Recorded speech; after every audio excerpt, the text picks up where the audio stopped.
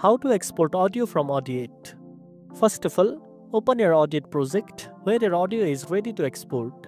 Then, click on the File menu located at the top left of the screen. This will open a drop-down menu with several options like Export Audio, Export Script, and Export to Camtasia. From here, select Export Audio to open the export settings. Next, you will see options to choose the format for your audio export. Audiate allows you to export in formats like WAV, MP3, M4A, and others. Choose the format that suits your needs. If you want higher quality, WAV is a better option, while MP3 is good for smaller file sizes. You can also change the resolution, sample rate, and channels if needed. Then click OK. After that, select the export location by browsing to the folder where you want to save your exported audio file.